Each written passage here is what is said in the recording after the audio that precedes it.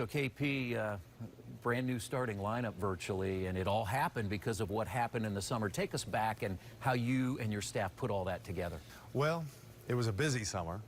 I don't know if I've ever had a summer where we had so many free agents and moving pieces. For me, it really all started on July 1st when we knew we had the opportunity to get Malcolm Brogdon. And so when you look at the flow chart, you know, there's all kinds of opportunities, but once we knew we got that in place, the flow chart really became a lot easier because then we knew we could go after a couple other players. But, you know, it really started with Malcolm.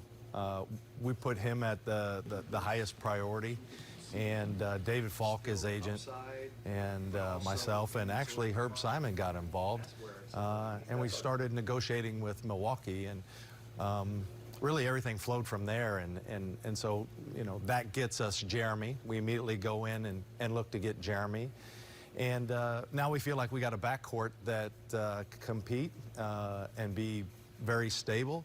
One of the things I like about this team is the fact that we can be on the same timeline. You know, we're 27, 28, 25. A lot of our players are right in that really good target. And you know, now we can have some continuity.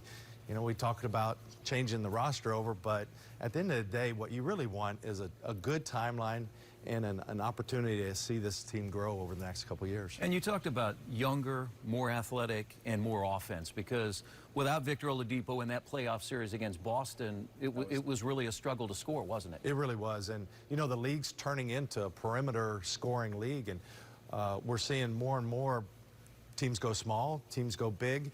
There's a lot of opportunity to put a different type of team on the court.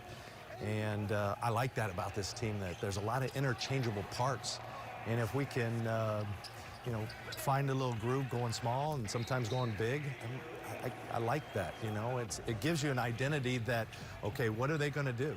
And it gives Nate a lot of opportunity to put 5 good players on the court. So one of those parts you talked about, Victor Oladipo, not having him at the start of the year. As you put this team together, you put it together knowing you wouldn't have him and that he would be back at some point. Yeah, you know, Victor right now is working his tail off. The thing that we know, if we tell him to do 2 hours of work, he does 8 hours of work. And he's back here, he's doing his rehab, but he's doing a lot of on-court stuff now, and he's for one-on-one, and we're seeing him, and we like what we see. We're not going to put any timetable on it. I don't think that's the right thing to do because the body heals in different ways, and he's got to take just little steps every single week. But, you know, his positivity in this building, it's already back. We like having him around, and, you know, he's talking, you know, every single second through practice. I know he's eager to get out there, but, you know, we're gonna be cautiously optimistic. You mentioned the versatility that your team will have in the East with Nate McMillan. Let's talk about the East.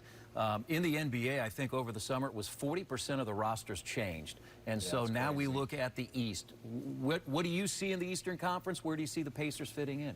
Well, I think there's a couple top teams that have done a good job, and maybe those teams didn't have as much turnover. I mean, Milwaukee still has, you know, the reigning MVP. I think they're going to be awfully tough. And, you know, Philly made a couple changes, but then they kept a few of their players. Well, one of the things you look at Philly, they went big. Milwaukee can do a little big, but they can also go small. And then you have, you know, Boston's going to be good. I think Miami really updated their roster with what they did. It's going to be competitive, but we like our chances. Kevin, Pacer fans are excited for what lies ahead. We are too. Best of luck this year. Thank you. All right, Kevin Pritchard, back.